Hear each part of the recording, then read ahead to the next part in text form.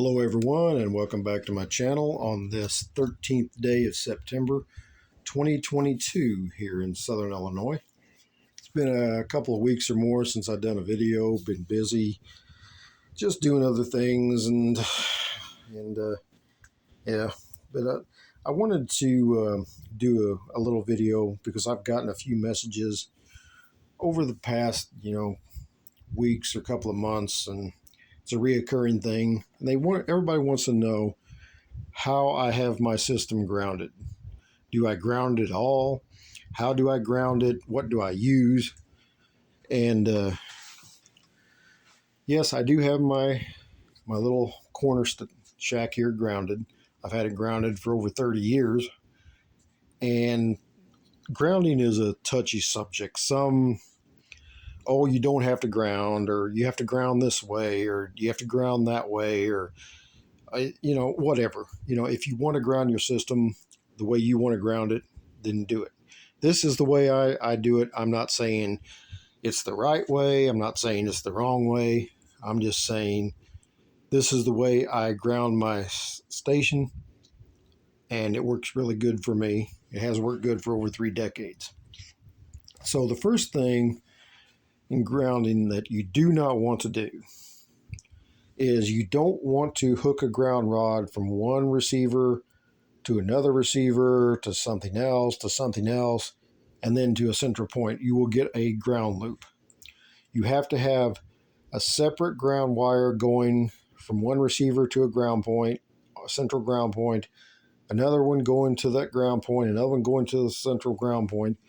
So if I turn this on, you can see there's a copper grounding strap that's going from my Drake. It's running behind this little thing here to a central ground point.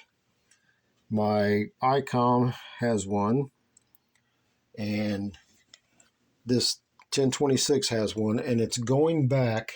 You can see it right there. There's a little central ground point right there. All the wires are tied into that one point, and then there's a heavy wire going out of that through the wall about 4 feet long to 3 8-foot ground rods that are driven into the ground, just maybe an inch sticking up, and then that another wire, heavy wire, runs off about 10 feet and gets tied into my surface ground. But that's how I ground that, and that will ground my switch and everything. So everything is grounded. But yeah, remember, don't hook these together and then go to central point. Each thing has to have its own ground strap going to a central point ground somewhere behind your desk or on the wall or whatever. So let's go outside and I will show you where everything is tied into. Okay, here we are outside, and this is where all the grounds come out and the coaxes go in. The coax goes in right there, and this one, I can't get my shadow away, but this right here is coming from my loop, and it's coming over here. It's got a little drip loop, but it's tied into this little grounding block right here. You can see it right here. This is a DC pass-through ground surge protector. It's got a heavy ground wire down here. If you have a loop or an antenna tuner that has a bias T, it will allow the voltage to pass through it, but it will not allow surges. And that's what I use to protect my loop. And again, that's going down and getting grounded. Now over here, there is a solid copper ground wire wrapped around the shield of my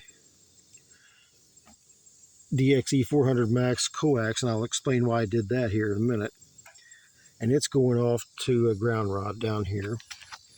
And when you back up, there's 3 ground rods. One there, there's one there.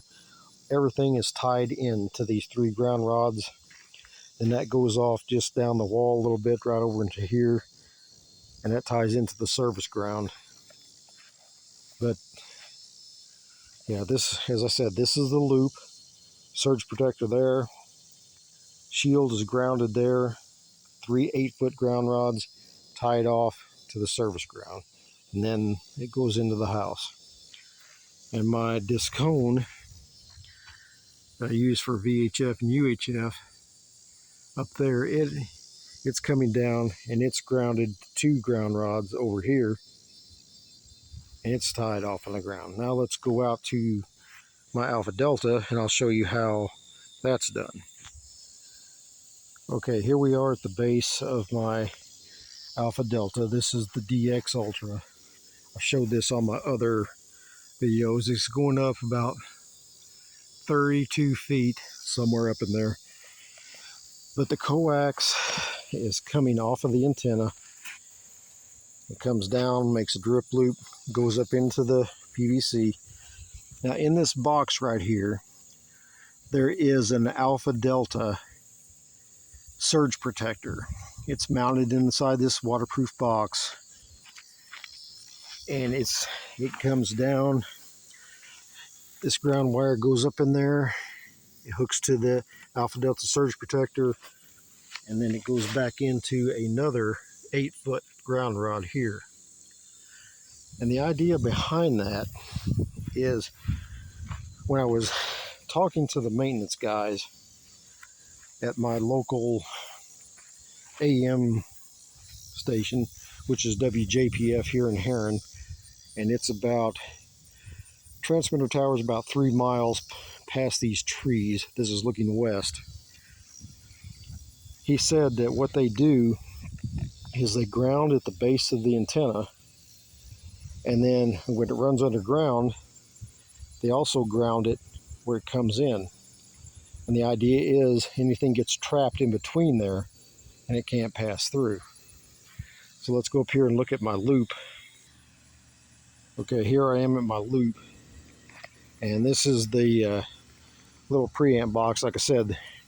And that surge protector I use, it will let the voltage pass through to power this, but it won't let surges through. And I put little clip-on ferrites on everything. Even though I'm out in the country and it's a quiet location, I put ferrites on everything because it's like having an insurance policy, you know. But the rotor control wire, the coax goes in underground, and it goes right there to where we're just at. So let's go back in the house again, and I'll show you something they told me. Okay, here's a couple of the grounding things you can buy. This is a cheap one. I've never used it, but it's for RG8X coax, RG8, LMR 400. These do work. They've got the little, you know, pill thing in there. But, you know, if you put one of these in your coax, you have to cut your coax and then put a connector on it, you know, 2 different connectors, and then hook your ground wire right here to a ground rod. And they are good. You know, they work. They range anywhere from $25 to $100, depending on what you want. This is the one, another one that, like, I have on my loop. Get it turned around there. Camera probably won't focus on it, but it's not bad. You know, it like I said, it lets the voltage go through for bias T, but it stops any kind of surge. And it uses, you know, it's for 75 ohm coax. Hook your ground wire right there. But it's, you know, it's not bad. I've had good luck with it. No problems. But you can get these at DX Engineering. I don't know why this camera just won't focus. Or kind of focus. But you can get these at DX Engineering. They're not too expensive. And you can ground television sets with them, satellite dishes. I just use it to ground my loop. But one of the maintenance guys that does my medium wave stations I was talking about, he said if you don't have one of these and you want to do just a quick ground that's still good, a good ground, it will do the exact same thing these will. You just won't have this little pill that will pop or whatever. He said in your coax, before it comes into your house, take and strip about maybe a half to 3/4 of an inch of the outer jacket off. Don't cut the ground. Don't, leave the ground intact. The braid, should say. Peel off the jacket. Take you some copper wire and just wrap it around that copper braid all the way. Make sure it's good and tight. You can even use a little radiator clamp hose or a little zip tie to make sure it's tight. When you're done with doing that, come back, seal it all off real good with electrical tape, and then cover the electrical tape with coax seal. And then that piece of wire that you wrapped around the shield, run that and hook it to a ground rod. You will do the exact same thing that these will, but you won't have to cut your coax. Just make sure you waterproof it, so water can't get in there or it'll short it out. But he said they will do the exact same thing as these. So that could save you some money doing that. But yeah, that's how I have my system grounded, and it's worked for, like I said, over 30 years. And if I go over here, my 800 is grounded. Here's WWV. You can see the signal's pretty good today. Condition, we're in this time right now. It's 1750 UTC, or about 12:50 p.m. in the afternoon.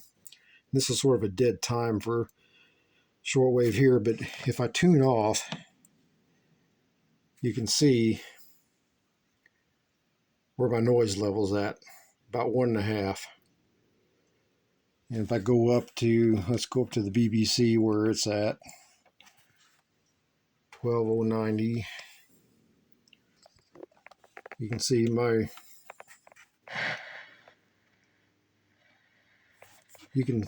my needle's not even really moving.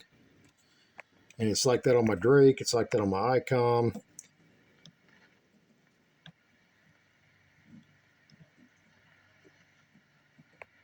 So even the faintest stations are coming.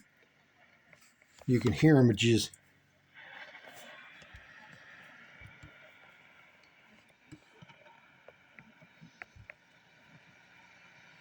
can see my signal meter.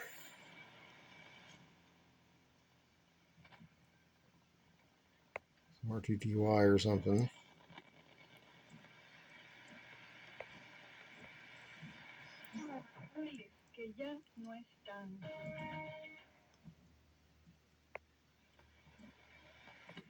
Go down here to WWV, the 10.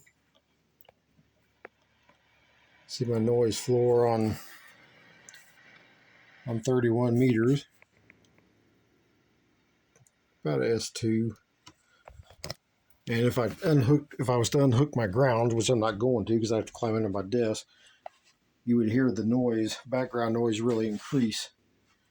So it does help. And like I said, I've been using it like that for 30 years. It's never given me any problems. But just remember, each thing you want to ground has to have its own separate ground strap on it running to a central point.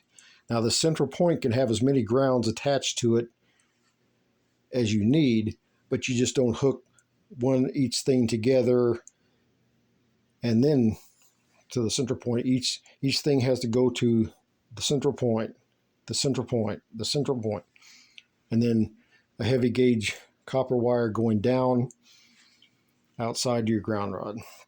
And that's how I have my system done. So I hope everyone got something out of that, made a little bit of sense. I hope maybe help somebody. I don't know. But anyway, I will see you guys on the next one, and hope everyone has good listening conditions. And take care, everyone, and I'll see you later.